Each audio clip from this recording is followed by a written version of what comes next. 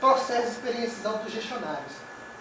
No interior do bloco revolucionário, ou seja, tanto marxistas autênticos quanto anarquistas autonomistas, demonstram o caráter revolucionário dessa experiência. Ou seja, do ponto de vista dos revolucionários, para aqueles que contribuem para além do movimento operário com a transformação social, há uma unanimidade sobre o caráter revolucionário da Comuna de Paris. No próprio calor do momento, revolucionários escreveram sobre ela. Marx é um exemplo desse, no texto da Guerra Civil. O Bakunin também escreveu textos sobre a Comuna de Paris. Enfim, vários outros revolucionários trataram da questão da Comuna de Paris, tanto no calor do momento como posteriormente. Inclusive, grande parte das experiências revolucionárias posteriores, como a Revolução Russa, Alemã, o Maio de 68, etc., grande parte das experiências sadam a Comuna de Paris como uma das primeiras, na verdade, a primeira grande experiência do movimento operário, especialmente francês, daquela época. O primeiro elemento que a gente tem que trazer sobre a Comuna de Paris são as especificidades. E em que contexto social, especialmente ali na França, teve a possibilidade de surgir a Comuna de Paris.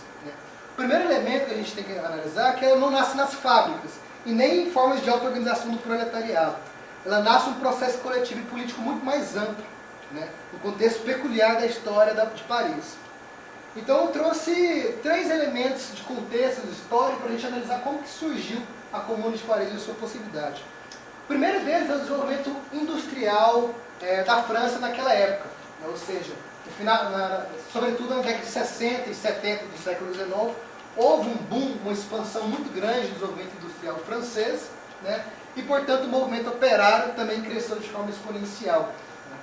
O segundo seria, derivada dessa expansão do modo de produção capitalista na França, industrialização e etc., houve um processo também de intensificação dessa exploração de trabalho. O movimento operário naquela época trabalhava de 12 a 16 horas, enfim, trabalhava e dormia. Então, as condições de trabalho eram extremamente precárias, então também existia naquela época um processo de resistência, mas igualmente também entre os revolucionários de contestação a esse modo de produção capitalista francês. Então, nesse contexto histórico já existiam ideias socialistas, marxistas, anarquistas, blanquistas, enfim, um conjunto de cultura contestatória, cultura revolucionária, que influenciava não só essas organizações, mas também os trabalhadores daquela época. E talvez um contexto específico, um dos grandes detonadores da Comuna de Paris, foi a Guerra Francesa contra a Prússia, a Guerra Francesa-Prussiana. Era uma guerra que, enfim, estava relacionada ao processo de dominação colonial, mas também da expansão da possibilidade ali da Europa, do ponto de vista do capitalismo, mas com a iminente possibilidade da derrota da França naquele contexto, as tropas prussianas já chegando e cercando Paris, que é a capital da França, sobretudo quem governava a França, que era a monarquia, ela foge de Paris, temendo a repressão, a morte, etc. Mas os trabalhadores, especialmente a Guarda Nacional, ela resiste. Ela fala, não, nós não vamos entregar Paris aos prussianos, nós vamos resistir a esse processo. Então a Guarda Nacional, junto com os trabalhadores e os demais indivíduos ali da época, tomam as armas, e resistem, fazem um processo de resistência contra o exército prussiano que estava se aproximando até então. Depois desse processo de resistência, eu estou falando aqui de forma bem rápida, sem detalhes, mas depois desse processo de resistência, a sociedade parisiense, especialmente os trabalhadores, se viu num local onde que a máquina estatal não existia.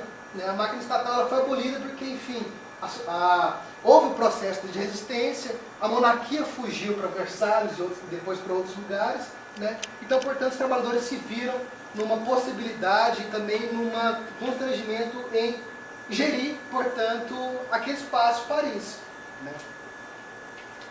A Comuna de Paris, e esse momento histórico é mais ou menos em março de 1871, e ela dura mais ou menos 2 meses. Então a abolição da máquina estatal, do exército permanente e um conjunto de outras questões, como desapropriação de casas vazias, né, mostra o início de uma revolução proletária naquela época. Acho que o grande mérito da Comuna de Paris é ter feito a autogestão territorial de uma cidade que na época era uma das grandes cidades da Europa. Né? Naquela época já, Paris já tinha 1 milhão de habitantes. Né? Então, o processo de tentar gerir uma cidade como aquela, não só as unidades produtivas, as fábricas, usinas, mas a totalidade da sociedade parisiense, foi um grande desafio, e a tentativa disso foi, portanto, a partir da autogestão territorial comunada.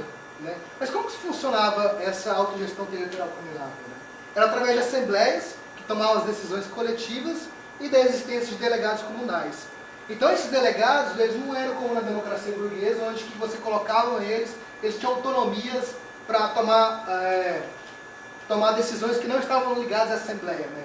Esses delegados não, eles tinham que repassar o que era já organizado, o que era já decidido por essas assembleias, e se eles fizessem alguma coisa que não estava já planejado, já colocada ali naquelas assembleias, eram rapidamente substituíveis. Né? Então, portanto, trouxe esse caráter de que realmente o poder estava na mão dos trabalhadores. Então, a Comuna de Paris foi a primeira experiência autogestionária e a primeira revolução proletária inacabada. Né? Ela, como eu já disse antes, ela foi uma fonte de inspiração muito forte para as outras experiências, especialmente para a Revolução Russa depois. Então, o grande mérito dela foi abolir o aparato estatal e a possibilidade do início ali da autogestão territorial. Né? A grande questão, como eu havia colocado, ela teve uma curta duração, ela estava num contexto de crise, um contexto de guerra. Né? Então, percebendo que a possibilidade daquele movimento generalizar, pipocar em outros lugares, o governo francês, a monarquia francesa, faz um acordo com os prussianos que estavam em guerra. Né? Eles selam um tratado de paz entre eles, e juntos, tanto o exército francês quanto o exército prussiano cercam a Comuna de Paris e destrói totalmente, liquida totalmente essa experiência que foi muito jovem e acaba muito cedo. Né? O Lucas colocou o processo de repressão da Comuna de Paris, ela foi tão intenso que em menos de uma semana e meia, quase 30 mil pessoas morreram, foram mortas, metralhadas. Né?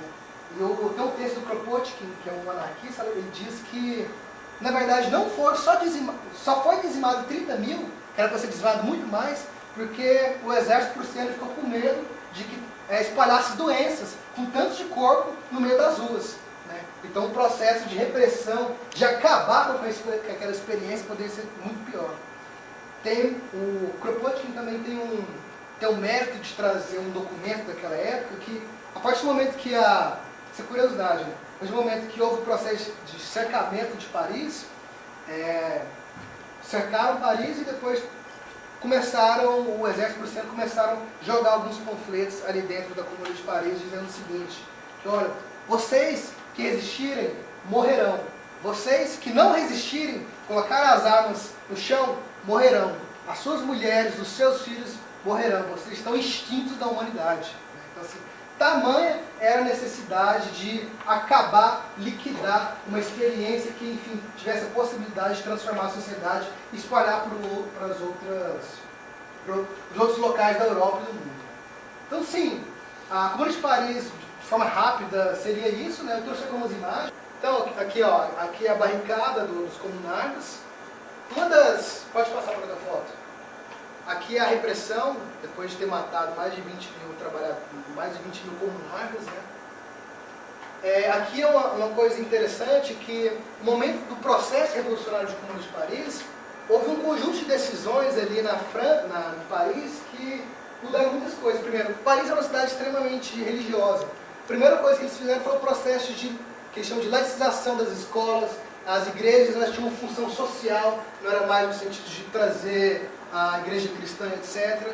E aqui traz um elemento especial aqui, que é os comunardas matando alguns padres, alguns burocratas da igreja católica, né, que não queriam, enfim, contribuir com a revolução, que não queriam contribuir com a construção da Comuna de Paris. Né.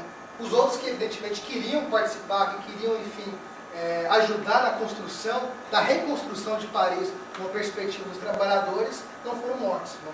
Mas em números fala-se que morreram mais ou menos de 90 a 100 pessoas. Os comunados mataram do ponto de vista aqueles que, enfim, tentaram acabar, obliterar o processo revolucionário ou se negaram a contribuir com aquela experiência. Né? Aí são também outros mortos, outros comunados mortos. Aqui está um desenho, né, feito à mão de uma das assembleias, onde eram decididos, onde estavam os delegados, o que era, portanto, o que seria feito pela produção, as comunicações, os meios de transporte, etc. Tudo feito em assembleias em várias localidades, não somente em locais que eram antes do Estado, mas também em igrejas, em fábricas e etc. Enfim, aqui é um documento histórico, né, sobre o processo das eleições, como funcionava o processo da eleição dos delegados, né? E aqui é a declaração para o povo francês do que significava a Comuna de Paris, né? Foi a partir desse conflito que eles se lançaram ao mundo e quais eram seus interesses históricos. Generals gathered in their masses, just like witches at black mass.